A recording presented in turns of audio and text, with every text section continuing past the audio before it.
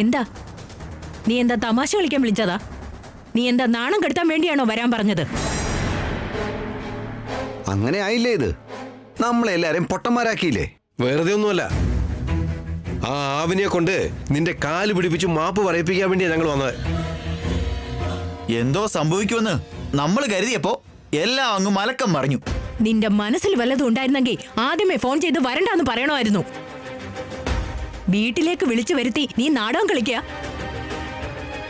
അവളങ്ങനെ ചെയ്തിട്ടുണ്ടെങ്കിൽ എന്തെങ്കിലും ഒരു കാരണം ഉണ്ടായിരിക്കുമല്ലോ. ഒന്നുമില്ലാതെ നീ ഇങ്ങനെ ചെയ്യില്ലെന്ന് എനിക്കറിയാം. എന്താ ഉണ്ടായെന്ന് പറ. നിഹാരിക വന്ന് പറയുന്നത് വരെ നമ്മുടെ ടെൻഷൻ മാറില്ല. അയ്യോ, ഇങ്ങനെ മിണ്ടാതിരിക്കില്ലേ? ഞങ്ങൾ എത്ര ഇമോഷണൽ ആയിരുന്നെന്ന് നിനക്കറിയാഞ്ഞേട്ടാ. ഇന്നലെ രാത്രി ഉറങ്ങിയിട്ടില്ല ഞങ്ങള്. നിങ്ങളെക്കാൾ വലിയ ഫ്രസ്ട്രേഷനിലാ ഞാനുള്ളത്. കണ്ട ചിരിച്ചു കളിച്ച് കൂളായിട്ട് നിൽക്കുന്നത് പോലെ ഉണ്ടാവും. അഗ്നിപർവ്വതം പൊട്ടിത്തെറിക്കാനായിട്ട് തയ്യാറെടുക്കുമ്പോ എങ്ങനെയാണോ ഉണ്ടാവുക, എന്റെ ഉള്ളിൽ എന്റെ അവസ്ഥ അതിനേക്കാൾ വളരെ ദാരുണോ. പിന്നെ പിന്നെ എന്തിനാ സറണ്ടർ ആയത്? ആവിനെ അതിന്റെ കാരണം. ശരിക്കും എന്താ ഉണ്ടായെന്ന് അറിയോ നിഹാരിക?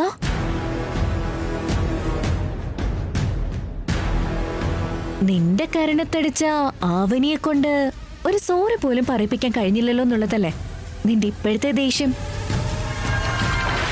ഞാൻ സോറി പറയില്ല, നിന്റെ ദേഷ്യവും കുറയില്ല.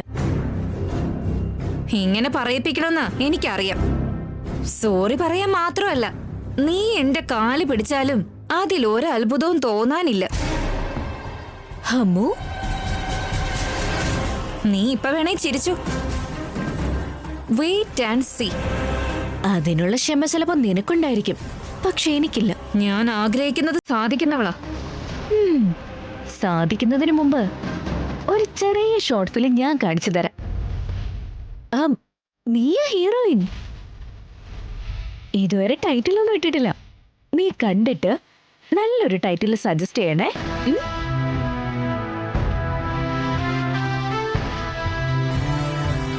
ആചാരങ്ങളെ നല്ല പോലെ പരിപാലിക്കുന്ന ഒരു മരുമകളെ കിട്ടിയെന്ന് അവന്റെ അമ്മ എല്ലായിടത്തും പൊങ്ങച്ചും പറയുന്നുണ്ട്.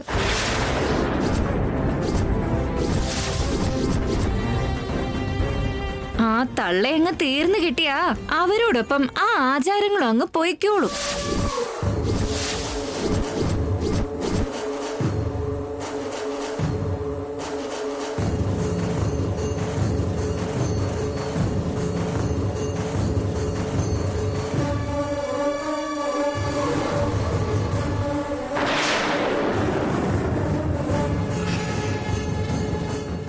നീ നിന്റെ കാല് പിടിപ്പിക്കുമെന്നൊക്കെ പറഞ്ഞു.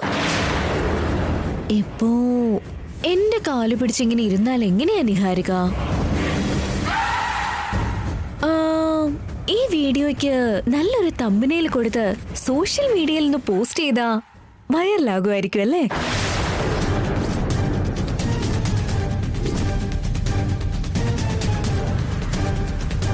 അങ്ങനെ ചെയ്താലോ? വേണ്ടെന്നേ, വേദവതി അമ്മയുടെ പേരിന് കളങ്കം പറ്റും. കണ്ടപ്പോ നിനക്ക് എന്താ തോന്നിയത്? ഉടനെ ലഗേജസ് പാക്ക് ചെയ്യണമെന്ന് തോന്നുന്നുണ്ടോ? നിന്നെ പോലൊന്നിനെ ഒതുക്കി നിർത്താൻ വേണ്ടി തന്നെയാ ദൈവം ഇതുപോലൊരു തെളിവ് എന്റെ കയ്യിലിതാ ഇങ്ങനെ കൊടുത്തയച്ചത്. ഒരു വാക്ക് പറയുന്നതിന് മുമ്പ് ആ വാക്കിന്റെ അധികാരികളാ നമ്മള്. പറഞ്ഞു കഴിഞ്ഞാ നമ്മൾ ആ വാക്കിന്റെ അടിമകളാ. എല്ലാവർക്കും ഈ വീഡിയോ കാണിച്ചു കൊടുക്കോ? കാണിക്കാവുന്നതേ ഉള്ളൂ. ബട്ട് നമ്മൾ ഈ ചാലഞ്ചിൽ വെച്ച കണ്ടീഷൻസ് പ്രകാരം കാണിക്കാൻ പാടില്ല. ഒന്ന് വേണമെങ്കിൽ സമാധാനിച്ചോ. ഈ തെളിവ് അവിടെ കാണിച്ച് വീട്ടിൽ നിന്ന് നിന്നെ പറഞ്ഞയക്കാനായിരുന്നെങ്കിൽ ഇത് ഷൂട്ട് ചെയ്ത് തൊട്ടടുത്ത നിമിഷം ആന്റിക്ക് ഞാനത് കൊടുക്കുമായിരുന്നു. ഞാൻ നിന്റെ കരണത്ത് പൊട്ടിച്ചതിന്റെ റിവഞ്ചായിട്ട് എന്നെ കൊണ്ട് സോറി പറയിപ്പിക്കാൻ വേണ്ടി നീ എന്തെങ്കിലും ചെയ്തു കഴിഞ്ഞാ ഈ ഷോർട്ട് ഫിലിം ഞാൻ റിലീസ് ചെയ്യും. കെയർഫുൾ.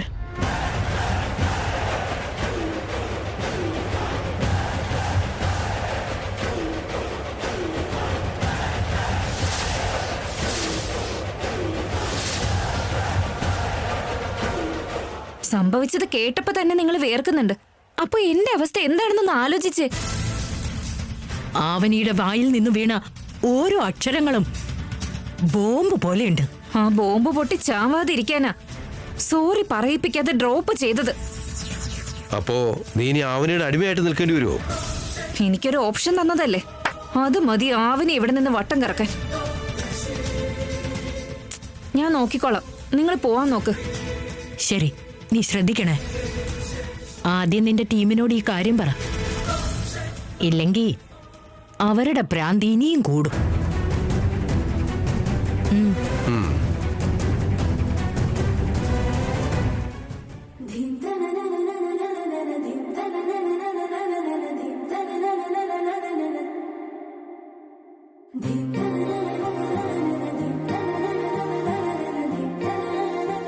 നിങ്ങളിതെന്താ ഇങ്ങനെ നോക്കി നിൽക്കുന്നേ? ഞാനാകെ വണ്ടറായിരിക്കാം അവനി. എന്തിന്? സോറി പറയിപ്പിക്കാൻ വേണ്ടി വാശി പിടിച്ച നിഹാരിക പെട്ടെന്ന് എന്താ ഡിസിഷൻ മാറ്റാൻ തയ്യാറായത്?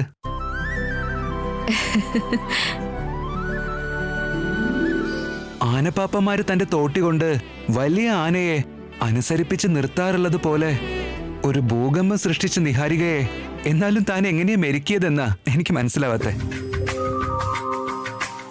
നിങ്ങൾക്ക് തോന്നിയ അതേ സംശയം അവിടെ നിഹാരികയുടെ പേരൻസിനും ഇവിടെ ലാവണ്യയുടെ ഗ്രൂപ്പിനും തോന്നിയിട്ടുള്ളത്.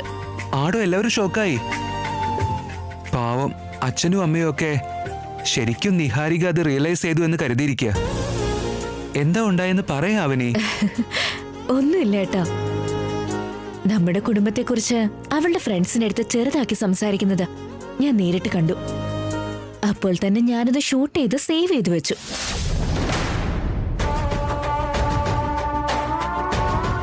അഭിനയിച്ച് ഞാൻ മരിക്കുവാ. എന്റെ ഭാവി അമ്മായിയമ്മ വേദവതിയുടെ ഓരോരോ ടോർച്ചർ.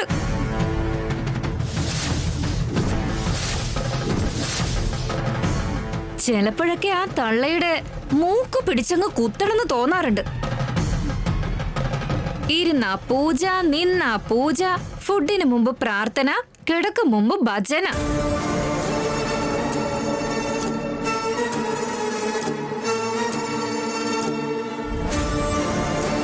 പറയാൻ പാടില്ലാത്തതാ, ആ തള്ളെ അങ്ങ് തീർന്നു കിട്ടിയാ അവരോടൊപ്പം ആ ആചാരങ്ങളും അങ്ങ് പൊയ്ക്കോളും. എമർജൻസി സിറ്റുവേഷൻ വരുവാണെങ്കിൽ യൂസ് ചെയ്യാന്ന് കരുതി യൂസ് ചെയ്തു. പേടിയില്ലാത്ത പെണ്ണാണെന്ന് ഞാൻ കരുതിയത്. അപ്പൊ അവളുടെ മുഖം ഒന്ന് കാണായിരുന്നു. താൻ ചെയ്തത് എന്തായാലും നന്നായിടോ. അല്ല, താൻ ആ വീഡിയോ ഇപ്പൊ തന്നെ അമ്മയെ കാണിച്ച നിഹാരികയെ ഇപ്പൊ തന്നെ ചവിട്ടി പുറത്താക്കാനുള്ള ബെസ്റ്റ് സൊല്യൂഷൻ ആയില്ലടോ. എനിക്ക് നിഹാരികയ്ക്കും ഇടയിലുള്ള കണ്ടീഷൻസ് പ്രകാരം ഞാൻ അങ്ങനെ ചെയ്യാൻ പാടില്ല. തനിക്കിത്തിരി നന്മ കൂടുതലായതുകൊണ്ടാ താൻ ചെയ്യാത്തെ. പക്ഷെ ആ നിഹാരികയുടെ അടുത്ത് എങ്ങനത്തെ പ്രൂഫ് എങ്ങാനും ഉണ്ടായിരുന്നുവെങ്കിൽ ഒരു സെക്കൻഡ് പോലും ആലോചിക്കാതെ അമ്മയെ കാണിച്ചേനെ. നമ്മൾ അവളെ പോലെ അത്ര സ്വാർത്ഥരല്ലല്ലോ ഏട്ടാ. താനൊരു ഇത്തിരി സ്വാർത്ഥത കാണിച്ചിരുന്നുവെങ്കിൽ ഈ സങ്കടങ്ങളൊക്കെ തനിക്ക് സഹിക്കേണ്ട ആവശ്യമുണ്ടോ? തന്റെ ഭാഗത്തെ ന്യായം വെച്ച് തനിക്ക് മുന്നിട്ടിറങ്ങായിരുന്നുവല്ലോ.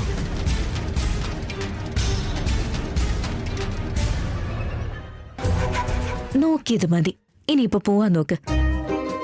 എനിക്കൊരു ചെറിയ ആഗ്രഹം. എന്താ? താനിപ്പോ കുറെ കാലമായിട്ട് അതേന്നും ശ്രീകർ സാറേ എന്നൊക്കെയല്ലേ വിളിക്കുന്നേ. ഞാൻ തന്റെ സ്വന്തം വല്യച്ഛന്റെയും വല്യമ്മയുടെയും മകനാണെന്ന് അറിഞ്ഞിട്ടും ആ വിളി തന്നെയല്ലേ താൻ കണ്ടിന്യൂ ചെയ്യുന്നത്.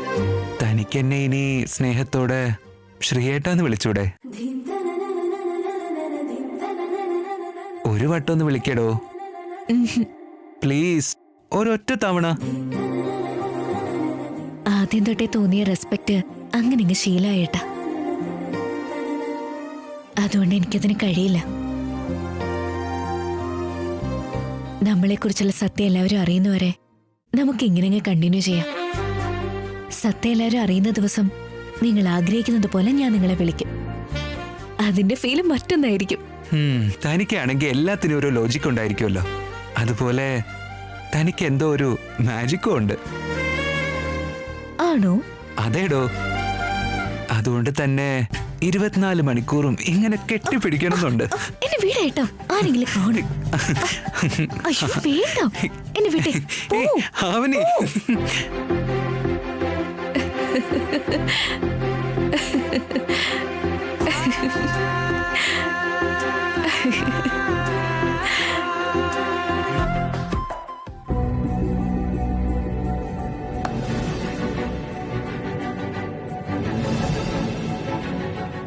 ഡോക്ടർ നിങ്ങളെ വിളിക്കുന്നുണ്ട്. നിങ്ങൾ മാത്രം വന്നാ മതി. ചേച്ചി ഞാനൊന്ന് ഡോക്ടറെ കണ്ടിട്ട് വരാം. മോളെ ഒന്ന് നോക്കണേ ചേച്ചി. ശരി. ഞാനും വരാം അമ്മേ. വേണ്ട മോളെ, നീ കുറച്ചു നേരം ഇവിടെ തന്നെ ഇരിക്കേ.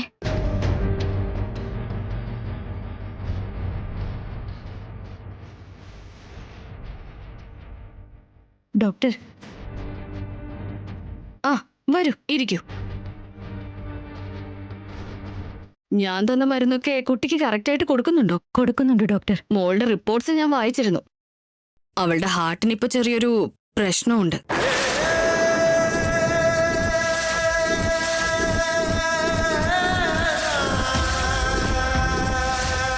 അവളുടെ ഹൃദയത്തിനോ? അതെ സുജാത. മെഡിക്കൽ ടേംസിന് ഇതിന് കവാസാക്കി എന്ന് പറയും. 6 മാസം പ്രായമുള്ളവർക്ക് മുതല് 12 വയസ്സ് വരെ പ്രായമുള്ളവർക്ക് കാലാവസ്ഥ വ്യതിയാനം കാരണം വരുന്നതാ. എന്ന് കരുതി അതൊരു മാറാവ്യാധിയൊന്നുമല്ല. കുഴപ്പമൊന്നും ഉണ്ടാവില്ലല്ലോ ഡോക്ടർ? നേരത്തെ കണ്ടുപിടിച്ചിരുന്നെങ്കിൽ 50,000 രൂപ കൊണ്ട് ട്രീറ്റ്മെന്റ് കഴിയുമായിരുന്നു. ഇപ്പൊ അത് 3ാമത്തെ സ്റ്റേജിലാണ്. ഹൃദയത്തിലേക്ക് രക്തം എത്തിക്കുന്ന ധമനികൾക്ക് കേടുപാടുകളുണ്ട്. ഉടനെ ഓപ്പറേഷൻ ചെയ്തില്ലെങ്കിൽ അവളുടെ ജീവിതം അപകടത്തിലാവും. പറ്റുന്നത്ര വേഗത്തില് ഓപ്പറേഷൻ നടത്തണം സുജാത. എത്ര ചെലവ് വരും ഡോക്ടർ? എല്ലാം കൂടെ ചേർത്ത് ഒരു 5 ലക്ഷമൊക്കെ ആവാൻ സാധ്യതയുണ്ട്. 5 ലക്ഷം രൂപയോ? മറ്റുള്ളവരുടെ വീട്ടിലെ വീട്ടുജോലി ചെയ്ത ഞങ്ങൾ ഓരോ ദിവസം കഴിയുന്ന ഞാൻ എങ്ങനെയാ ഇത്രയും വലിയ തുക ഉണ്ടാക്കാം ഡോക്ടർ? എന്തെങ്കിലും ഇൻഷുറൻസ് ഉണ്ടോ? ഒരു ഇൻഷുറൻസും ഇല്ല. ഞങ്ങൾക്ക് എന്ത് ചെയ്യാൻ സാധിക്കും?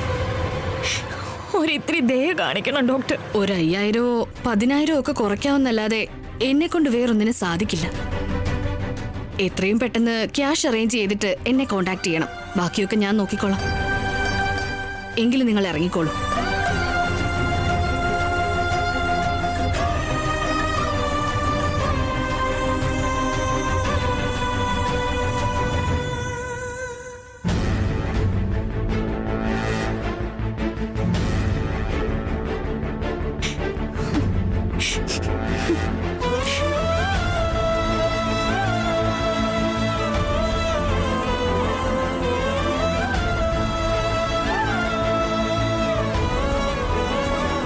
ഡോക്ടർ ആന്റി എന്ത് പറഞ്ഞമ്മേ? ഇത്രയും പൈസ ഉണ്ടാക്കാൻ ഞാൻ എന്താ ഭഗവാനെ ചെയ്യാം?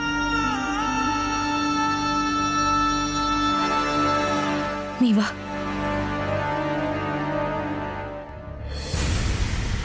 കല്യാണ മുഹൂർത്തത്തിന് ഇനിയും ഒരുപാട് സമയമുള്ളതുകൊണ്ട് ഇതുവരെ കാണാത്ത ചില അനർത്ഥങ്ങളൊക്കെ വീട്ടിലുണ്ടാവുന്നുണ്ട്. സമയം എത്രയും പെട്ടെന്നൊന്നും ആയിരുന്നെങ്കിൽ നന്നായിരുന്നു എന്ന് എനിക്ക് തോന്നുന്നത്. നിഹാരിയയ്ക്കും ആവനിക്കും ഇടയിൽ വന്നിട്ടുള്ള ഈ സ്പർദ്ധയാണ് ഒരു ബുദ്ധിമുട്ടായിട്ട് നിൽക്കുന്നത്. തിരുമേനിയോട് ഒന്നുകൂടി ഒന്ന് ചോദിച്ച് എന്തെങ്കിലും ശാന്തി പൂജകൾ നടത്തി മുഹൂർത്തം കുറിക്കാൻ പറ്റുമെന്ന് ഒന്ന് ചോദിക്കാം. എടുത്തോളൂ.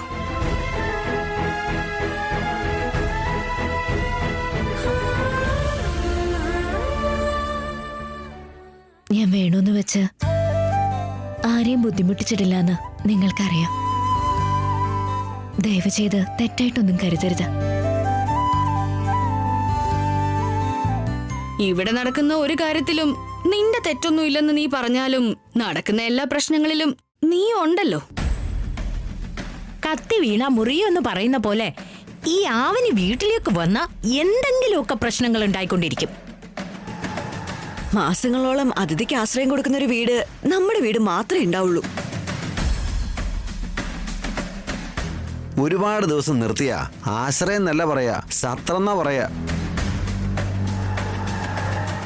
നിങ്ങൾ നിൽക്കുന്ന കാണുമ്പോൾ തന്നെ എനിക്കങ്ങ് ചൊറിഞ്ഞു കയറും. അപ്പൊ മാസങ്ങളോളം പുറത്തുനിന്ന് ഒരാൾ നിൽക്കുമ്പോ ഇറിറ്റേഷൻ തോന്നില്ലേ അളിയാ? എന്തൊക്കെ പറഞ്ഞാലും എന്റെ നെഞ്ചത്തോട്ട് കയറിക്കണം. ഒരുമയുണ്ടാവണമെന്ന് ഞങ്ങൾ പറയുമ്പോ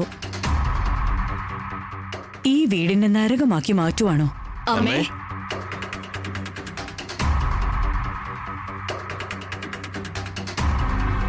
നമസ്കാരം. വരൂ, നിങ്ങൾ ഇരിക്കൂ. അത് കുഴപ്പമില്ല. എന്തേലും ആവശ്യത്തിന് വന്നതാണോ? അല്ലമ്മേ, ഞങ്ങൾ ഇങ്ങോട്ടായിട്ട് വന്നാ. എന്തെങ്കിലും വിശേഷമുണ്ടോ? തലവാടക ഏൽപ്പിക്കാൻ വേണ്ടി വന്നാ അമ്മേ.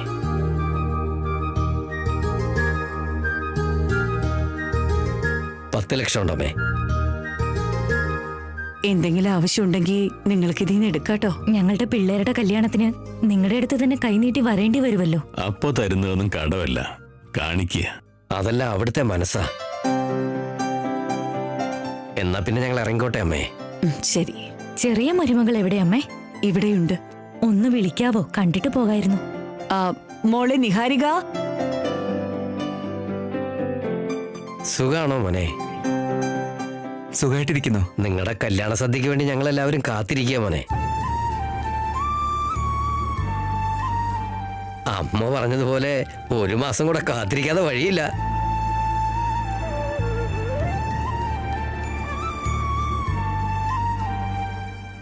നമസ്കാരം കുഞ്ഞു വേദവതി അമ്മേ.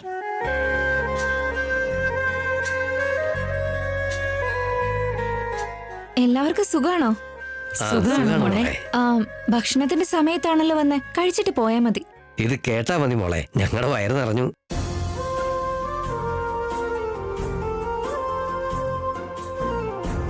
ഞങ്ങൾ ഇനി നിങ്ങളുടെ കല്യാണ സദ്യ കഴിച്ചോളാം മോളെ. എന്നാ കല്യാണ വിരുന്ന് എത്രയും പെട്ടെന്ന് തന്നെ ഒരുക്കാം. അതുപോലെ അമ്മയോടൊരു കാര്യം പറയാനുണ്ട്. എന്താ? അന്ന് ഉത്സവത്തിന്റെ അന്ന് ആവണിക്കുട്ടിയുടെ നേരെ കാള വന്നപ്പോ അത് ചുവന്ന സാരി കണ്ടിട്ട് വന്നതാണെന്ന് നമ്മളെല്ലാരും വിചാരിച്ചില്ലേ അമ്മേ? അതെ. ആരോ മനഃപൂർവ്വം അതിനുവേണ്ടി ഇളക്കി വിട്ടതാണെന്ന് നാട്ടില് പരക്കെ ഒരു സംസാരമുണ്ടമ്മേ.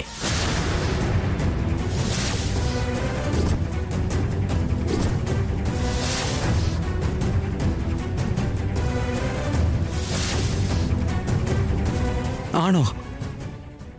നിങ്ങൾക്കാരെങ്കിലും സംശയമുണ്ടോ? ഉണ്ടെങ്കിൽ പറയൂ. അവരുടെ മേൽ അറ്റംപ്റ്റ് മർഡർ കേസ് കൊടുത്ത് നിയമത്തിന് മുൻപിൽ കൊണ്ടുവരാം. അവിടെ എന്തോ തെറ്റായ വാർത്ത പരക്കുന്നു തോന്നുന്നു. ഞങ്ങളുടെ ഫാമിലി മെമ്പറിലുള്ള ഒരാളെ അവിടെ വെച്ച് ആരിങ്ങനെ ചെയ്യുന്ന പറയുന്നേ. ഞങ്ങളുടെ കുടുംബത്തോട് ആ ചുറ്റുവട്ടത്തുള്ള എല്ലാ കുടുംബങ്ങൾക്കും ബഹുമാനമുണ്ട്. അങ്ങനെയൊന്നും ചെയ്യാൻ ആരും ശ്രമിക്കില്ല. അത് പിന്നെ ചുവന്ന സാരി കൊണ്ടായിരിക്കും അങ്ങനെ സംഭവിച്ചത്. ഇതിനു മുമ്പ് അമ്മയുടെ നേരെയും ഇങ്ങനെയൊന്നും ഉണ്ടായിട്ടില്ലേ? അപ്പോ അന്നും ഇതുപോലെ ആരെങ്കിലും വേണമെന്ന് വെച്ച് ചെയ്തതാണോ? കഴിഞ്ഞത് കഴിഞ്ഞു. സുബ്രഹ്മണ്യേട്ടാ, അത് ചെയ്തത് ആരാണെന്ന് അറിഞ്ഞ എന്നോട് പറയണം. അവരെ കാണേണ്ട രീതി ഞാൻ കണ്ടോളാം.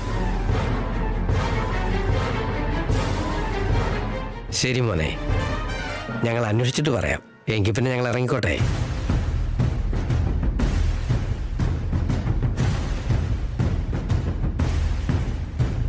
അങ്ങനെ ചെയ്തത് എന്നാലും ആരായിരിക്കും? ഞാൻ അന്വേഷിച്ചോളാം വേദ, അതിനെക്കുറിച്ച് കൂടുതൽ ആലോചിക്കണ്ട. അയ്യോ, രക്ഷപ്പെട്ടു. നിഹാരിക, വന്നവരൊക്കെ നമ്മുടെ നിലം പാട്ടത്തിനെടുത്ത ആളുകളാ. അതിന്റെ വാടക 10 ലക്ഷം തന്നിട്ടുണ്ട്. ഈ പണം മുഴുവൻ നിന്റെ കൈകൊണ്ട് കൊണ്ടുപോയി എന്റെ റൂമിലുള്ള ബ്യൂറോയിൽ വെക്കുമോളെ. അയ്യോ, ഞാനെന്തിനാ അമ്മേ? കല്യാണത്തിന് ശേഷം ഇതെല്ലാം നടത്തിക്കൊണ്ടു പോവേണ്ടത് നീ തന്നെയല്ലേ മോളെ?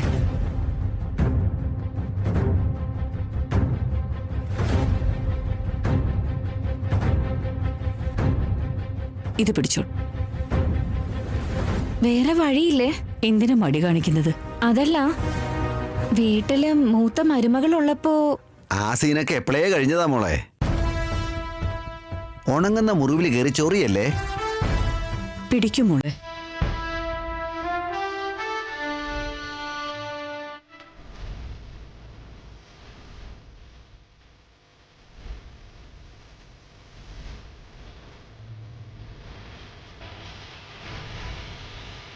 ഇത്രയും കൂടുതൽ ബഹുമാനം മറ്റൊരാൾക്ക് ലഭിക്കാതെ എനിക്ക് മാത്രം ലഭിക്കുന്നതിന് എനിക്ക് ഒരുപാട് സന്തോഷമുണ്ടെന്ന്.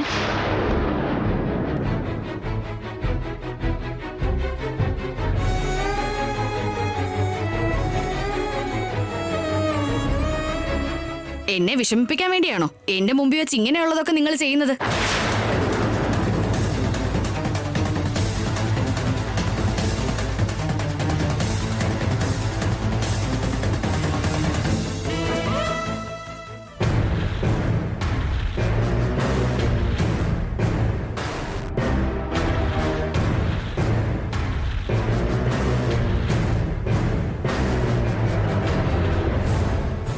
ശ്രീകരനെ കല്യാണം കഴിച്ച് ഞാൻ മരുമകളാവും. അധികാരം മുഴുവൻ എന്റെ അധീനതയിൽ കൊണ്ടുവന്ന് ചക്രം തിരിക്കണം.